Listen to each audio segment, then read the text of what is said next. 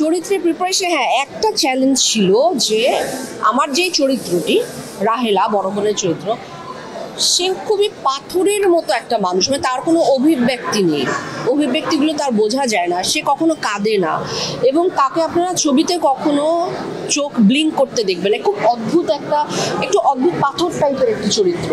কিন্তু সেইখান থেকে আমার চ্যালেঞ্জ এটাই ছিল যে আমি চোখের পাতা পুরো ছবিতে একবারও ফেলতে পারবো না, এটা কিন্তু কঠিন। আপনি কতবার চোখের পাতা ফেললেন?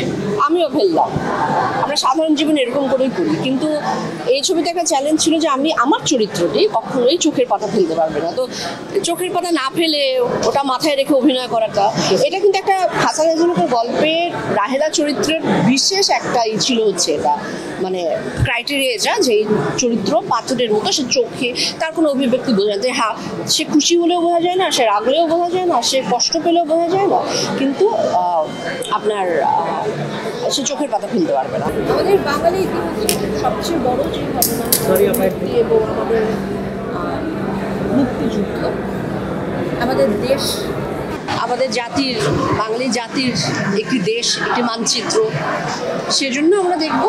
এটা তো অবশ্যই, এটা সবচেয়ে বড় বিষয়। নকশিকাঁথার জমি, এটা মুক্তিযুদ্ধের ছবি, আমাদের ঘটে যাওয়া সবচেয়ে বেশি গুরুত্বপূর্ণ ঘটনা আমাদের বাঙালি জাতির। এই ছবিতে সাধারণ মানুষের যে মুক্তিযুদ্ধে অংশগ্রহণ, নারীদের যে বেদনা, নারীদের, আমরা জানি, আমরা দেখেছি বীরমাতারা কি করে কিভাবে জীবন যাপন করেছেন যুদ্ধের পরেও, তাদের জীবন, তারা যে নিষ্পেষিত ছিল, সে জায়গার থেকে এই গল্পটি একেবারেই সেই নারীদের কথা বলে। আমি সবাইকে বলবো যে নকশিকাঁথার জমির ছবিটি দেখুন। হাসান রাজানুকের অন্যতম একটি সৃষ্টি বিধবাদের কথা, সেটার নির্মাণ করেছেন আকরাম খান। আকরাম খান এমন একটি ছবি বানান, উনি সবসময় দেখবেন যে নিজের মতো করে উনি কিন্তু সবসময় গল্প বলে যান, ছবি করে যান। আমার এর আগে ওনার হাঁচা ছবিটা আমি করেছি, আমার জন্য একটি অসাধারণ জার্নি ছিল, এবং আমার নিজের তো প্রতিটা আর্টিস্টের একটি প্রোফাইল থাকে, এবং আমি মুক্তিযুদ্ধের আরেকটি ছবি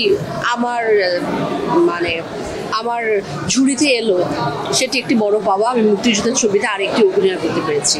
তো আমি সবাইকে বলবো, এই বিজয়ের মাসে আমার গণমাধ্যমের বন্ধুরা, সোশ্যাল মিডিয়া যারা দেখছেন এবং যারা আমাকে পছন্দ করেন বা আমার কাজ পছন্দ করেন, তাদের সবাইকে বলবো, নকশিকাঁথা জমিন হলে চলছে, 27 তারিখে রিলিজ করবে, আপনারা সবাই এসে হলে দেখুন। সবাই খুব ভালো অভিনয় করেছে, বিশেষ করে দিব্য আর সৌম্যের কথা আমি বলবো, ওরা এত ভালো অভিনয় করেছে, এবং সবাই খুব ভালো অভিনয় করেছে, এবং আকরাম খান অসাধারণ একটি কাজ নির্মাণ করেছে।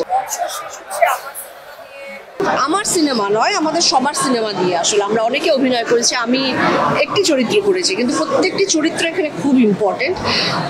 আমি বলবো যে দর্শকদেরকে, যে প্রিয়মালতীও রিলিজ করেছে, সেটি খুব ইম্পর্টেন্ট, সেটা খুবই ভালো ছবি। আমি দর্শকদেরকে বলবো যে প্রিয়মালতী হলে চলছে, আমাদের ছবিটি 27 তারিখে রিলিজ করছে, আপনারা প্রিয়মালতীও দেখবেন, আপনারা নকশিকাঁথার জমিন দেখবেন, এবং আপনারা এই শীতের আমেজটা, ছুটির আমেজটা, ডিসেম্বরের যে বিজয়ের একটা আমেজ আছে, আমাদের উৎসবের একটা আমেজ আছে, সেটাকে আপনারা সবাই মিলে উপভোগ করুন। প্রিয়মালতীও দেখুন, আপনারা নকশিকাঁথার জমিনও দেখুন।